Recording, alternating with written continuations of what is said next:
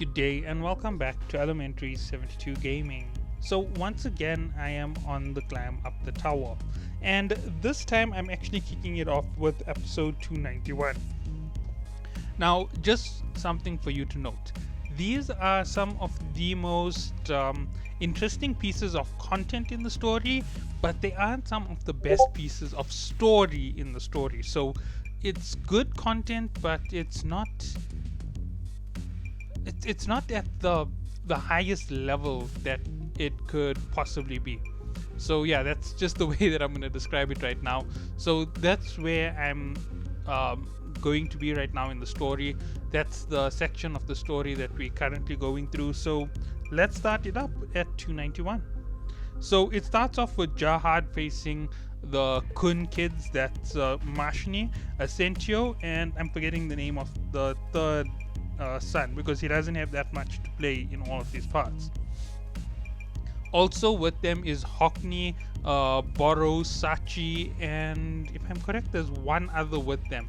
And they're going to try and break away and get into the seed to get to the next level and steal the mirror so that they can kill Jahad at the end of the fight instead of having to have to fight him properly. So yeah, that's the whole idea at this point. So we see that Mashni is actually telling them to get in place, and she summons out her sword.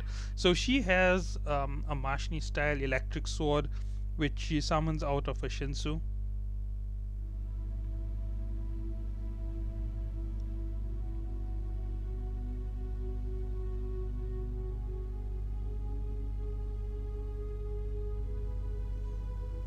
And we see that Hockney suffers some kind of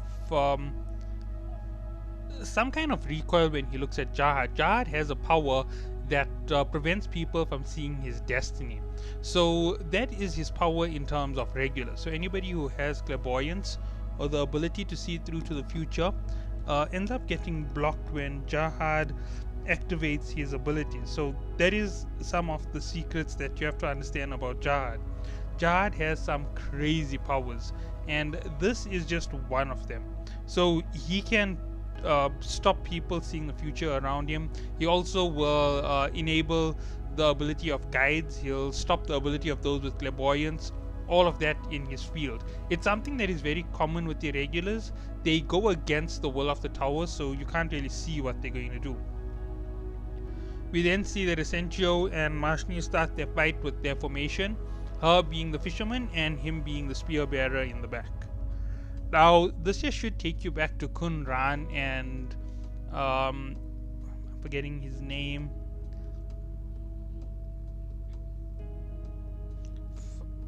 From the royal family, Crimson Blood Soul, Crimson Blood First. I'm forgetting his name. Novik. Yeah, so Novik and Ran. This is a very similar formation to those two.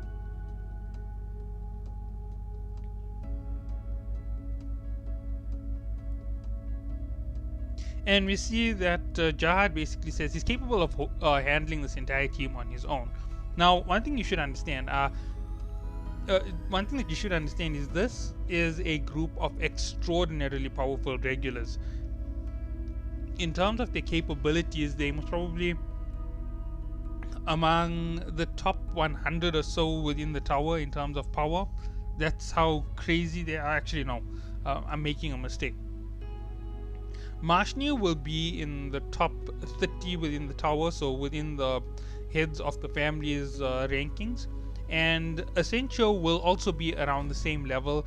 If he joined a team like Wilayuk Song, or if he joined Fug, his rating would instantly skyrocket to an even higher point, just because of how crazy powerful he is. Now, there is just something to say about it because he's part of a family, so he follows rules, so he doesn't really get into that many fights. That's how come his ranking is most probably as low as it is. He could be higher up on that list in the top 10. I'd really say that that's how high these individuals could be.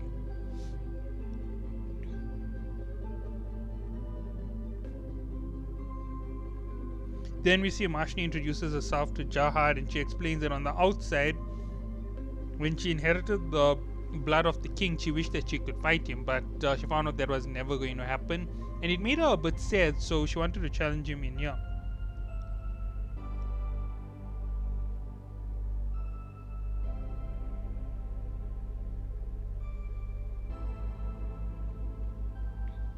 We then see Mashni attack Jahad, and her power is crazy.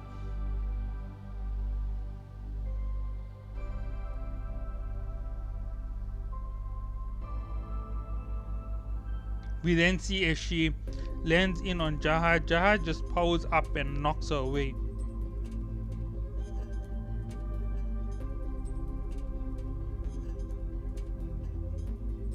So we see that Jahad starts firing off his Shinsu black hole spheres at them, and he basically pushes them down with it.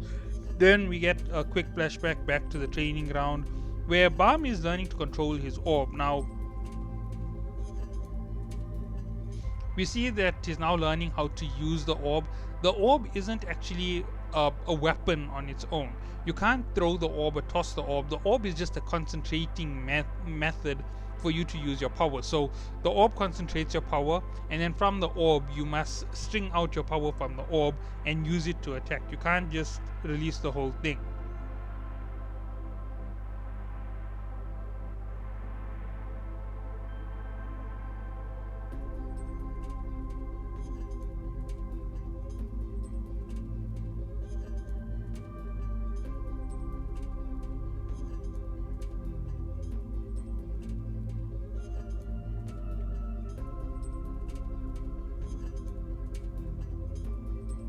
We then see Rak is still busy trying to get his control on the Shinsu. We see that Han Sang-yu is watching over them.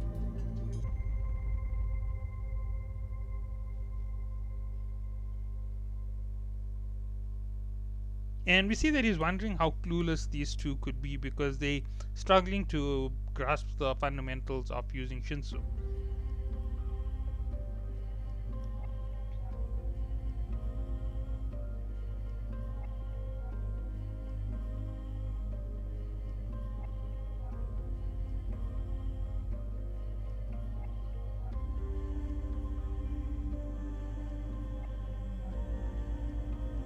So we see that Han Sang-yu actually talks down to Kun, telling Kun that he's from one of the 10 great families and he doesn't understand how to use the power that he has. It's one of his big downsides. It is something that definitely brings Kun down quite a bit.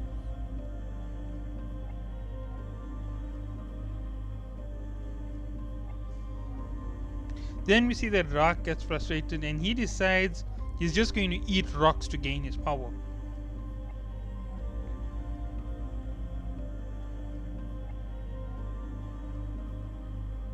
We then see that Enderosia already picked up on that skill and she's already formed out her Shinsu. It's the form of a heart dart, and that is her Shinsu quality, the heart dart. And it's a crazy thing.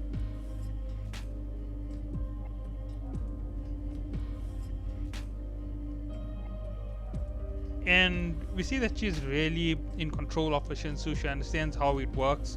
And we see that even against Bam, she can't keep a pace with learning new things.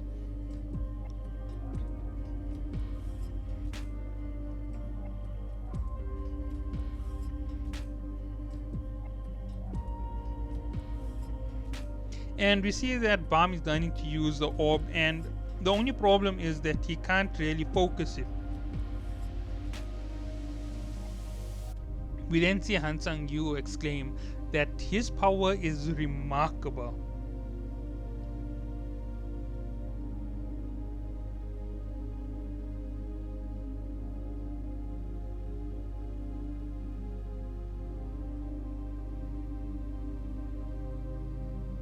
And then we see that the sworn enemy show up at the end of 291. So let's head on to episode 292. Okay, so the sworn enemies jump in. I'm actually going to start speeding up how I'm going through this. It's really not that important to talk about this. And we see that they split them up so that they each have to fight the sworn enemy of another, so that they can actually get some training in. Fighting your own sworn enemy would be way too difficult, but fighting another sworn enemy would be a lot smarter because you don't have to fight the same skill set.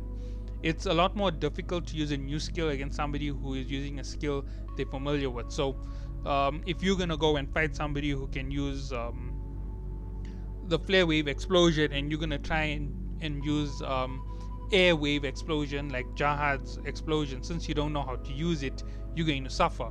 And if you're fighting somebody like Balm, and you know that he can just mimic anything that he gets hit with, so yeah, that's how it will go.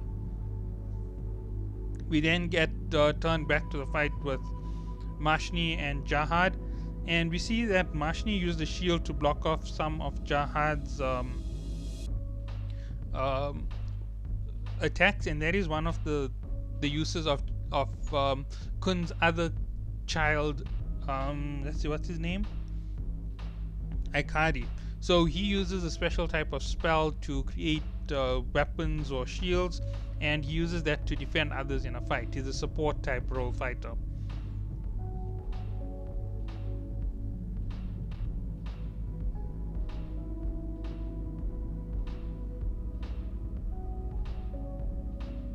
We then see that Mashni tries to attack Jahad, and he just grabs her attack instantly and crushes it in his hand.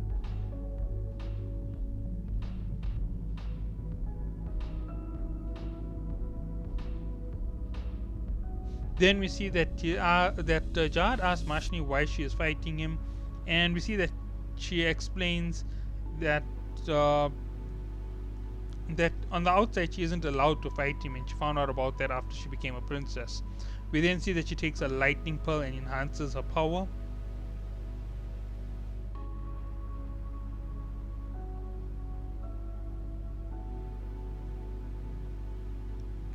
We then see that the rest of the team has escaped underground with the thorn spell from Sachi, and they're now trying to head through to the end passage by sneaking around.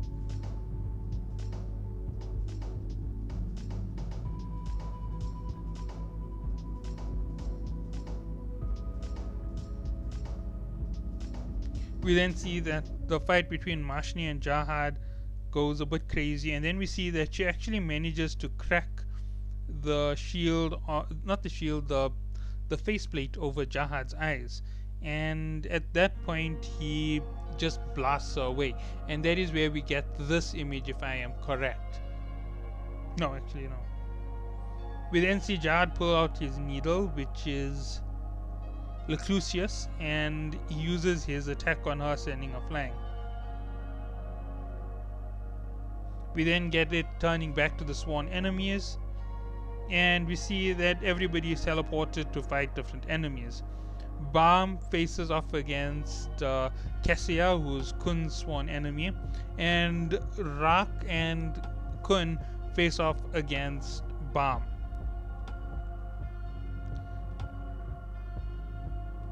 Barrow and Enderossi face off against Barrow's sworn enemy, which is a toy she broke all her teeth on when she was a kid, and Iride's sworn enemy.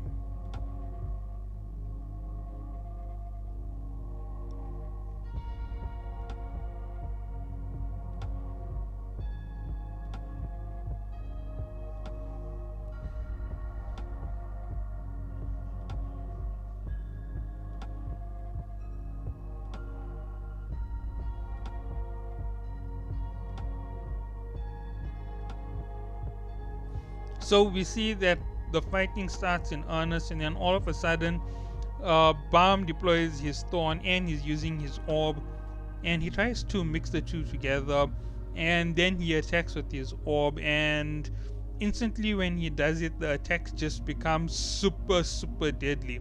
They basically could wipe out a regular at this level instantly with just a touch. That's how crazy powerful he is. That just is a hint on how dangerous it is to fight Balm.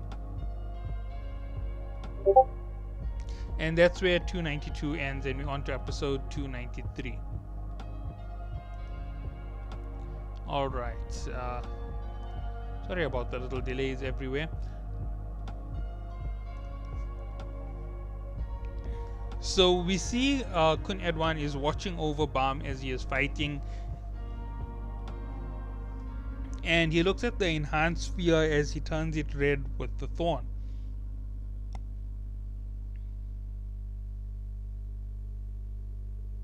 And then we see Balm starts attacking with it, and we go back to the whole thing with Kessia basically looking at it, and she's like, what in the world was this? If I get hit with that even once, I'll vanish instantly. It's that crazy powerful. And she instantly surrenders.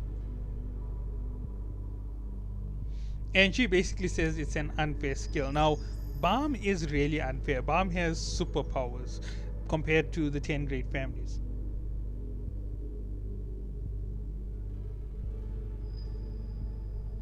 And then we see that Kun's sworn enemy shows up, which is a giant sea fish. And I'm not sure who fights it. I think it is Balm who is going to fight it. We then see that Kun and Rak are fighting Balm's sworn enemy, who is Balm, who is Viol.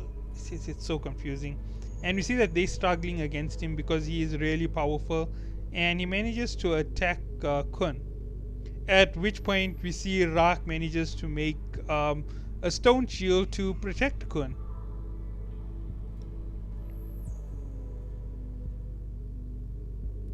And then we see Kun is basically like, how in the world did he manage to do this here? This isn't fair.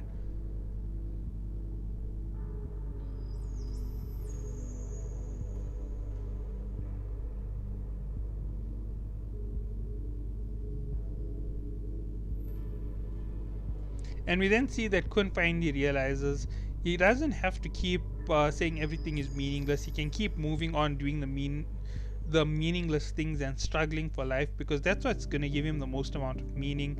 He then thinks back to when he spoke to Maria, and we see that he goes through it and he's explaining that he saw everything as meaningless in school. That's how come he just sits and catches fish.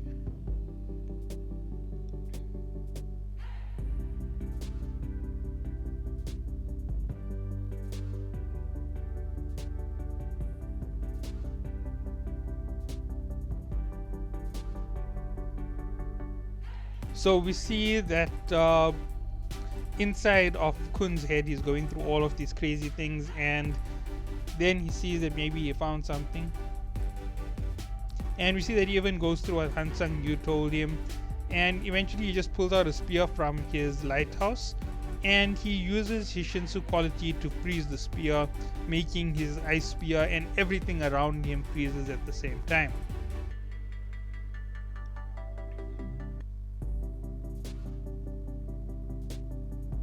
Then we see that Rak freaks out that he has fully formed his Shinsu quality, because the ice spear is exactly what his quality was. So we see that Rak freaks out, and then we see that they start fighting Balm with their Shinsu qualities.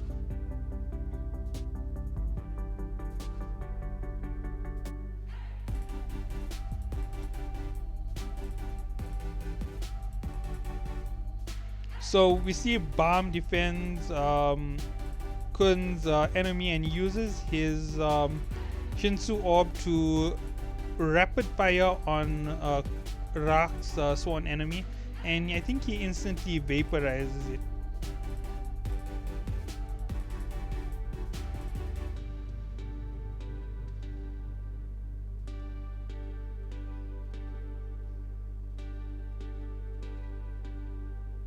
Oh no, he didn't vaporize it, he just attacked it, sorry.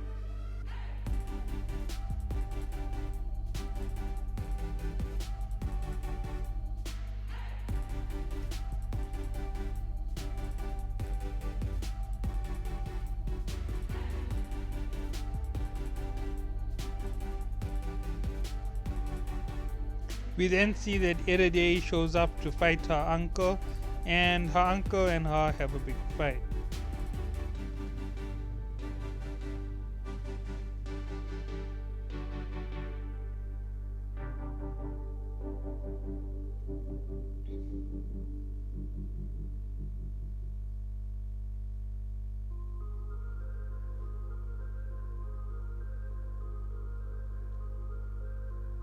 So the fights continue with the sworn enemies, and as I said, I'm going to start skipping quite a bit. We see that Kun starts overwhelming the sworn enemy Viol, and we see that they start really toying with him at this point because they're going for it at maximum power. We then see that Rak starts munching on more stones, and he starts turning to stone at this point. We then get it. We then get the story pushing to Jahad's side, and we see that Jahad noticed those who were going in underneath him. And we see that Marshni decides that she's still going to enjoy her fight with Jahad. And that is where 294 ends. We end up on episode 295. So we see Marshni is in her full state and she wants to go all out with Jahad.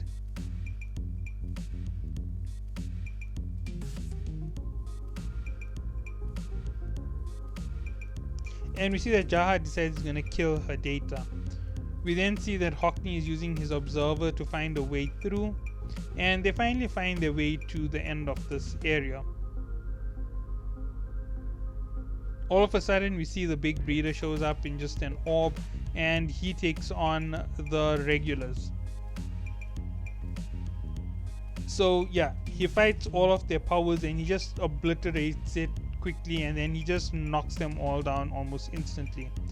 We see Jahad knocks Marshni around quite heavily at this point, and we see that even Essentio's crazy spear technique doesn't do anything for Essentio, and he gets knocked down by one of the skills that Jahad employs. We then see that Akadi is also taken down, and this here knocks out two of them. At this point we see that Marshni goes to a crazy amount of power, and she decides to launch a spear attack at Jahad, at which point she is knocked down and taken out.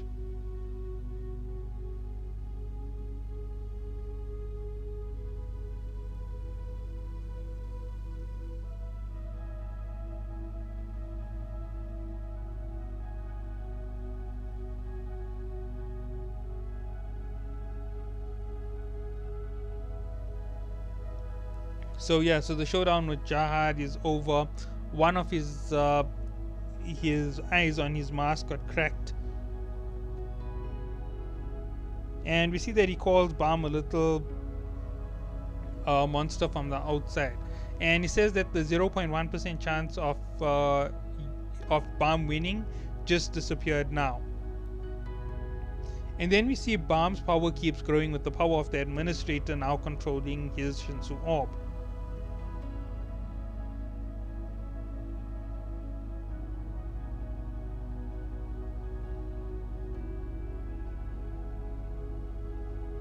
We then see Rak turn his hands to stone, and we then see that Kun Edwan says something about Rak. Could he be the native one? He didn't say one of the native ones, he said the native one. The native one is an ancient beast from the tower that was one of the most powerful beings. So yeah, that is basically what he's talking about when he sees Rak. Rak could be the reincarnation of the ancient one, the native one, and the native one will actually merge with all the ancients to come together to get his full power. That is the gist of what I'm understanding from the ancient one, that the native one fuses with all of the ancient beasts left over, like the elephant inside Evan Cal Halam's I'm forgetting what beast he had inside him, but yeah, the beast inside Kalalam, I think it's a buffalo, and there's several other of these beasts. They'll all be extracted from their users and added to the native one to make the ancient one revive himself once again, and that is how it is set to go.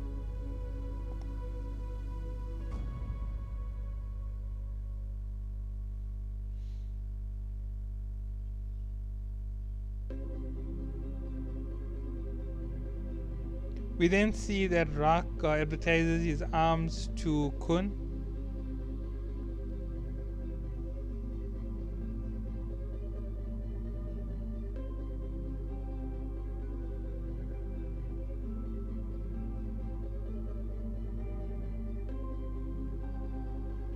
We then see Kun Edwan drop down and he speaks to Rak and he asks, are you a native one? And we see that Rak doesn't know anything about it, and he says It refers to the descendants of an ancient, I mean a giant who lived in the tower before we entered. The giant split his body into 5 pieces to create descendants, and we call them the native ones. Right? You notice that there, right? He asked him if he is a native one, not if he is a descendant of the native ones. So there is something very specific for you to remember. We'll only find this out if he ends up using all the powers from the native one in the end.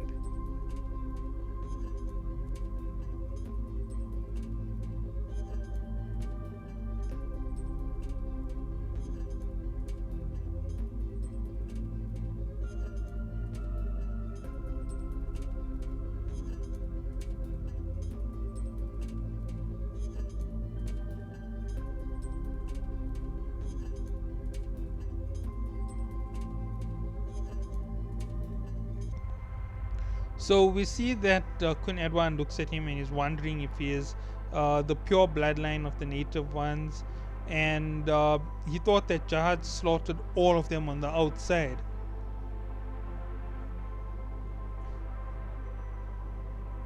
And we then see that Rak is a little bit greedy and he wants more power as well. And then we see that their little conversation keeps going. And we see that the sworn enemy escapes and he goes after Baam.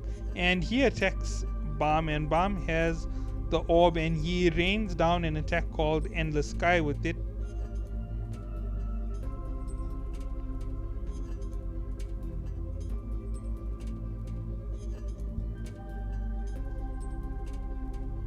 And then we see that the sworn enemy asks Baam, why won't you fight him and destroy him?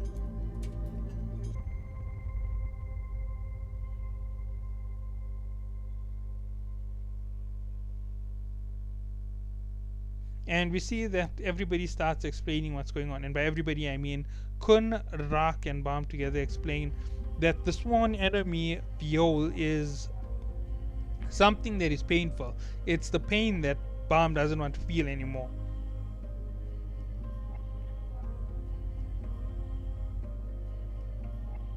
And we see that Viol explains that he fought so hard, he was so lonely in Fag, and he will never disappear.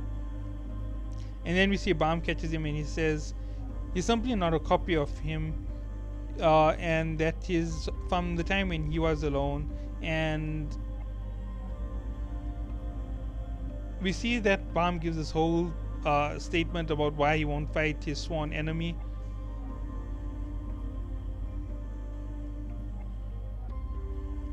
And then we see that the thorn actually absorbs his sworn enemy, merging it with himself. And we see that the sworn enemy is now taken into Baam directly.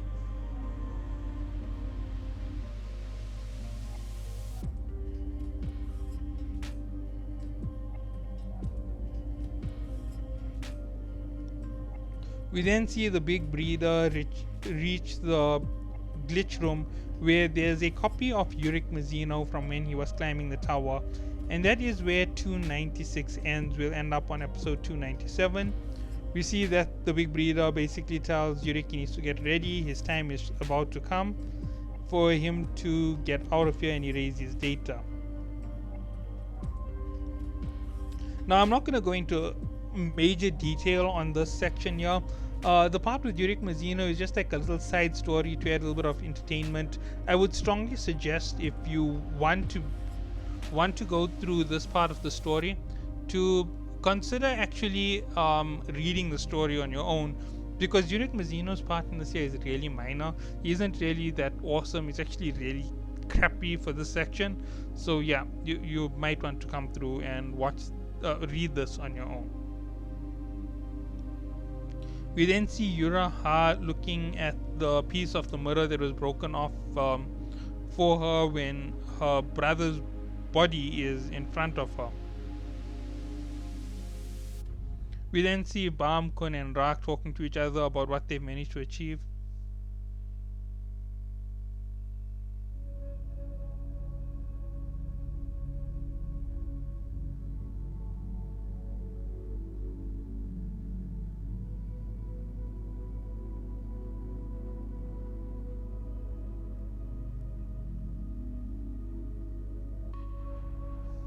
We then see Under Rossi is looking at Iride and wondering, when did she become that strong?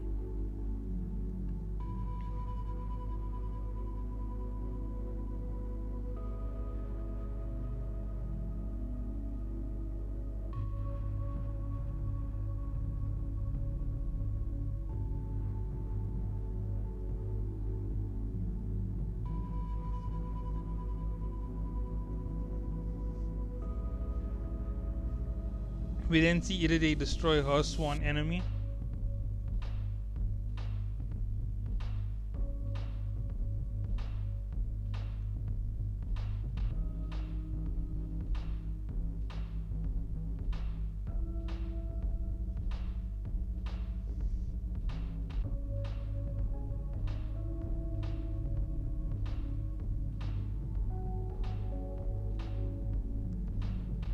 So we see Khun Edwan says that everybody basically achieved their goals, even though Bam literally took out most of the sworn enemies.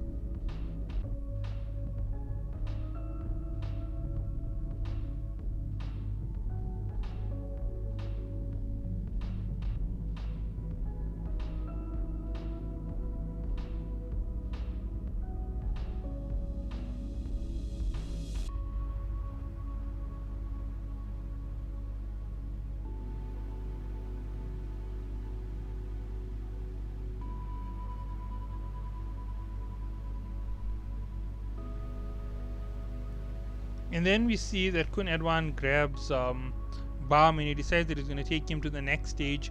And he creates a rice pot of his own for reaching a new level of power.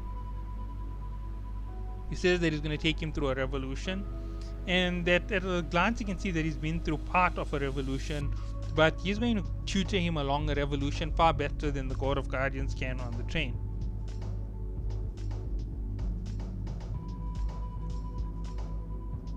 And we see that revolution can actually destroy the individual, it can kill them. So Bam has to be ready for the risk if he's going to go through that training. We then see that Khun and Ra keep doing their training on their powers on the outside. And Bam keeps improving his power. We then see the sworn enemy for White, which was swords. And I think Traveler's sworn enemy as well was defeated by White.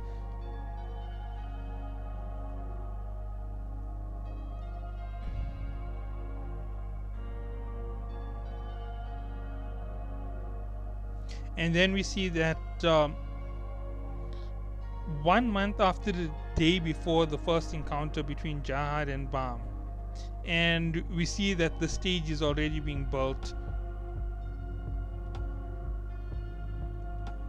and we see that they're ready for this huge fight. Now that is where 297 ends, and we end up on 298. Now I'm going to explain this whole chapter in a quick brief summary at the end of all of this, so please brace for that day. It's going to be quite heavy. So finally the day of the duel arrived, and the big breeder is looking at Jahad and he basically says,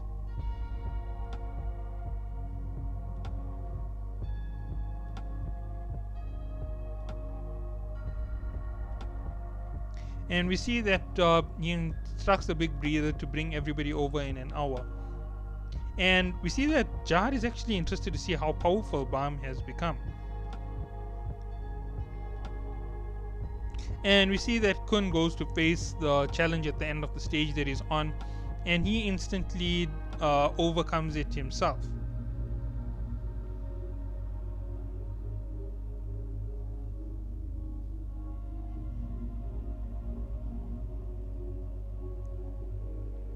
So Khun pulls out his ice spear and he faces off against the Grand Quest.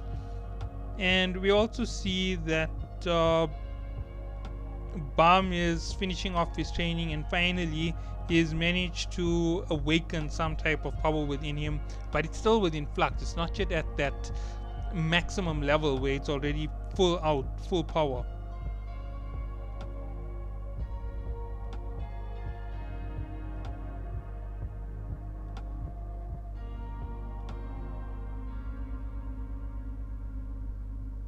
We then see that everybody arrives and they're getting ready for the fight. There's going to be 2 sets of objectives. The group that goes through with Aguero Agnes is going to go up and uh, play a game with the big breeder, and the group that is going up to face Jahad is Bam and Kun Edwan.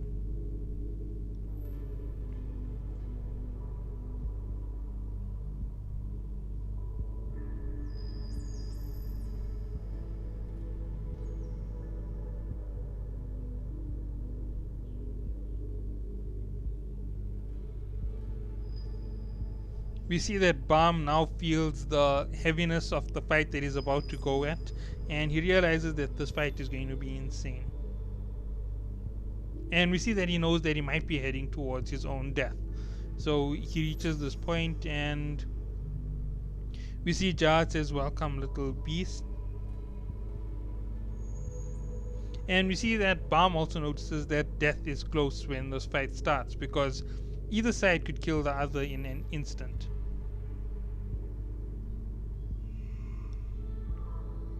So we see that everybody heads up to where they're going to go, and I'm just going to get into it the moment that the true part of this year starts to excel. We then see that White attacked Kun and the rest of them, and we see that it's White, Icarus, and the Traveler. Those three are together.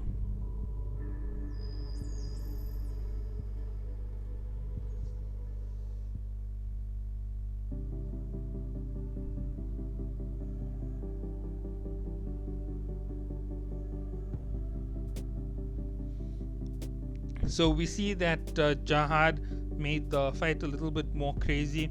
So he says there's one coin each of the circles, including the middle of the arena. Whoever destroys at least 3 of these cores wins. Of course, if you lose, you have to tell me who you are before you die. So we see that that's just the way that it is.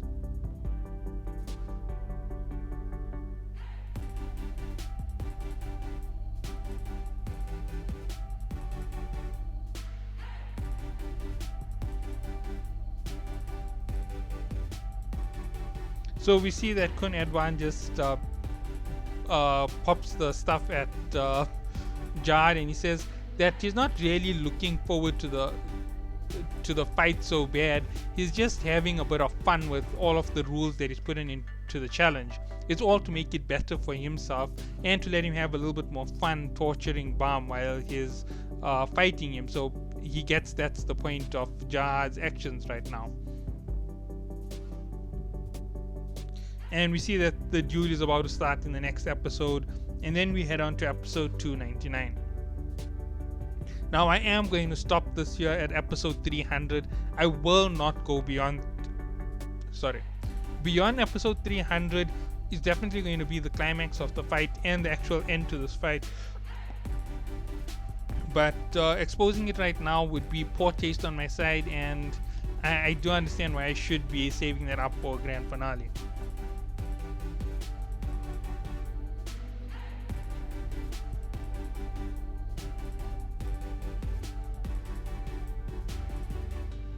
We then see that Bam and Jahad square up, and Jahad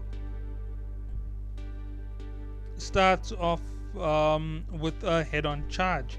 He starts with his first assault, and Bam flies up.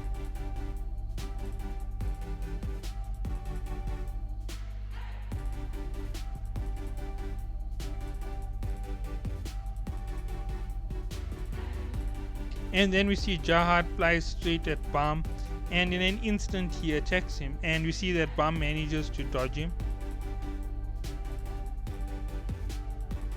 We see that the pace starts increasing as Jahad sends Bam flying into one of the rings.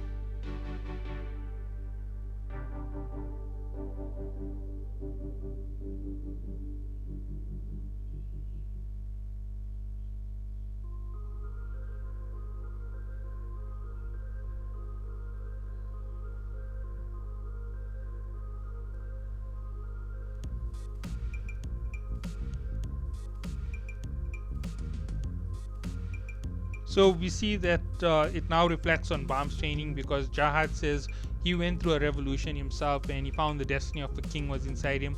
What destiny is waiting within Bam? So we see Bam is looking at himself and he's looking at the power of the emperor within him.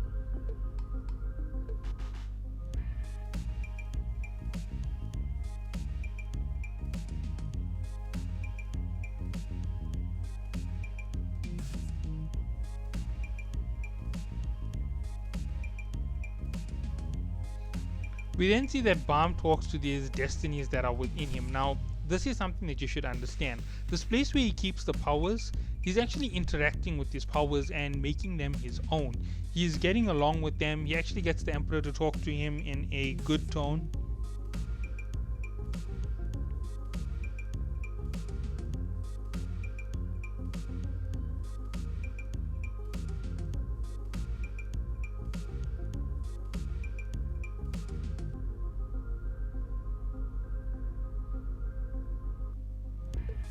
So we see that Bam explains why he needs such crazy power. He needs power to basically rule the world just to fight Bam.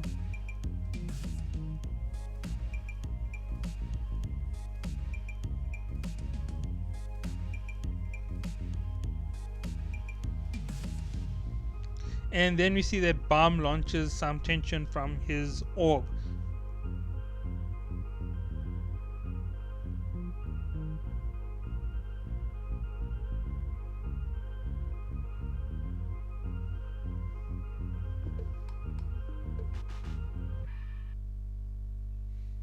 We then see that Jaha deploys one of his crazy weapons to hit Bam. And we see that the first core is uncovered, at which point Bam is still going through what he found within himself.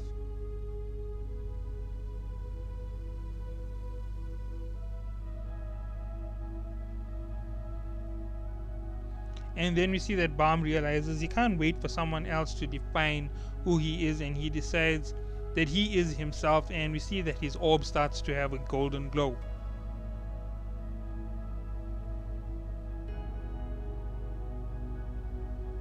We see that the corrupted data of Yurick Mizzino speaks to Kun Aguero Agnes. And that is where episode 299 ends. So let's get on to episode 300, because things are going to get a little bit more boring. The big fight is on the other side, and everything that's happening with Rachel, White, the Traveler, Yurick Mizzino, Kun Aguero Agnes, and the rest of them is just like nothing in comparison to what's about to go down.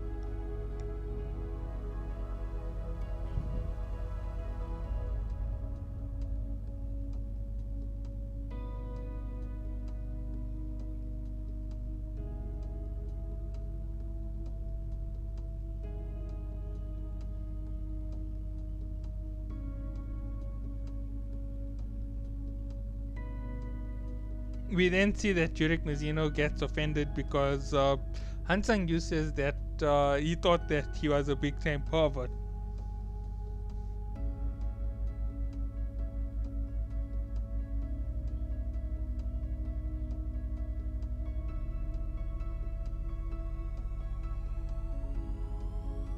So we see that only once this corrupted data was in the system did problems start happening on the hidden floor. That's how come Beatus became a rebel. That's how come a lot of these things started happening. And the only way to stop the errors from happening is to destroy the scale of the past.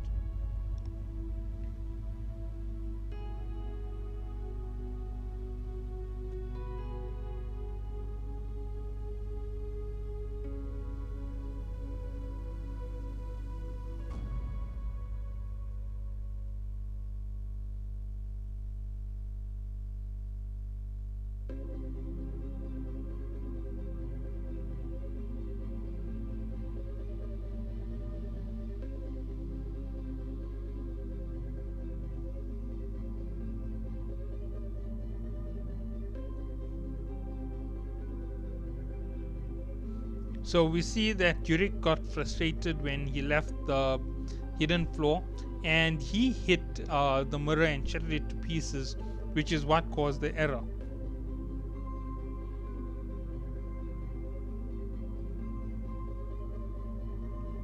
And we see that that is why there's a bug room and why there's so much of problems.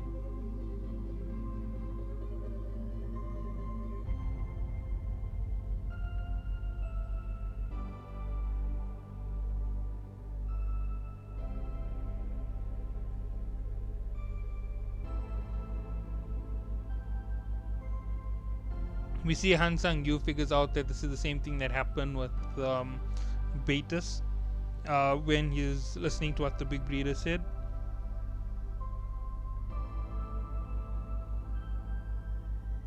And we see that the big breeder wants to get out of here.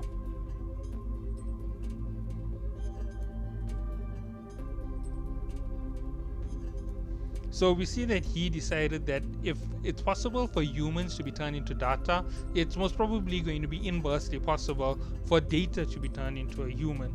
So he's going to be able to become a human, and he's going to be able to leave this place.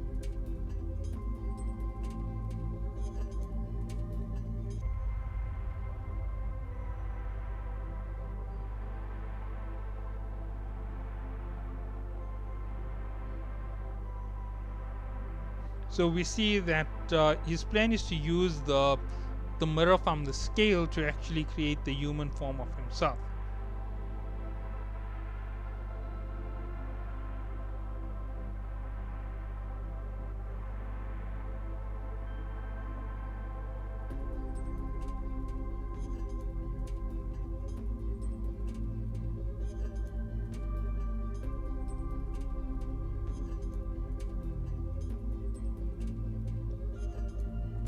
Now, one thing to note is Yurik was already a fully trained individual before he entered the station. If you compare Yurik to Bam, you aren't actually comparing a fair basis on either side, because Yurik Mizuno is complete, Bam is incomplete, and it's a complete individual facing off against an incomplete individual. It's a very big difference between the two.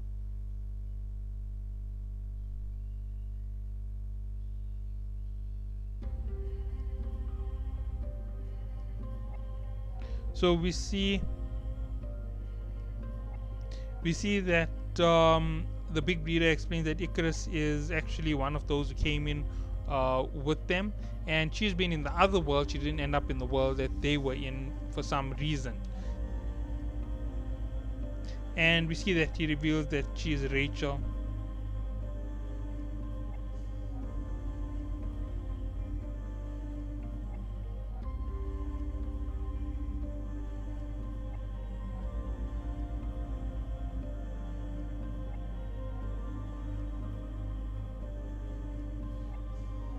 We then see that Yurik's sworn enemy threatens to crush everybody, and he tells them they're going to work together with him for the objective that he has.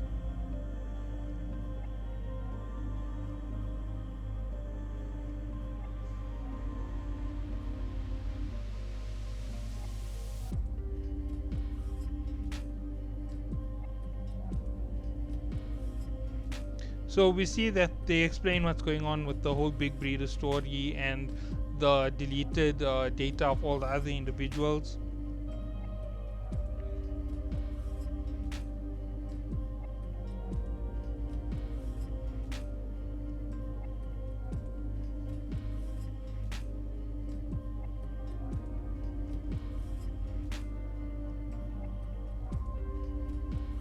So we see that the data the data of Mizuno says that they have to lower the scale to them.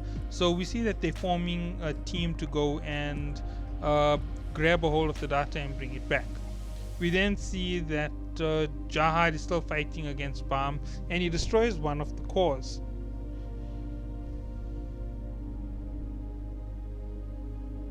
And then all of a sudden we see that Bam attacks Jahad, and we see that Jahad realizes that he's able to control quite a few Bang, and it's from a place that he can't even see, so he's really crazy.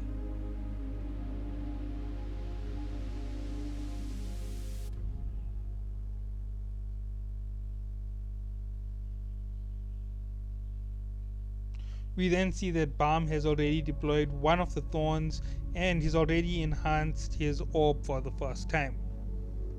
So let's do the breakdown of this crazy chapter. So there's a lot that happens within this section of the story that is quite frankly important to what happens to the next stage of the story. We get the whole development of Bam's power. Now, Bam is already crazy powerful. We already know that Bam is supposed to be crazy powerful before this story ends because he has to face off against Jahad. However, we already know that Jahad is going to be an impossible to reach feat, and whenever that section of the story starts where that major crush starts where we have to start catching up to Jahad, we know that we're going to see Bam do crazy things like this here again. And this might be a little bit of foreshadowing for the end where Bam is going to have to get much stronger just to face off against Jahad. But this definitely is something really interesting to look at from the side of the story. So Bam is going up in levels and he's learning how to use a greater amount of power. He's obviously going to have to learn more styles of Shinsu control. He's most probably going to learn another type of Shinsu loop or another special skill from his training with Hansang Yu, Evan Cal, and Jinsung Ha, because those are his three masters. He's going to learn something special from them, and when he uses it, it's most probably going to be this over OP method of using an irregular's power. He's most probably going to learn something from Enryu or possibly Yurik Mizuno. I'm highly doubtful that Yurik is going to be his teacher, but that is something you can hope for from the story in the future. So I hope that I am correct about most of what I have said, and I will catch you all in the next one. The breakdown of this wasn't really in depth because the fight hasn't yet even really kicked off. The fight on the other side with the scale, I can explain a little bit about it, and it's really not enough at this point. When everything ends at the end of that section, which should be in the next 10 episodes, I'll explain everything when they're on the outside getting ready for the final station. And that is going to be one of the biggest breakdowns that I'm going to give you, because it's going to be the breakdown of what happened with the fight with Bam, how powerful Bam has become, how powerful the threat is, and why everything is happening in that moment. So I hope to catch you all then, and have a good day.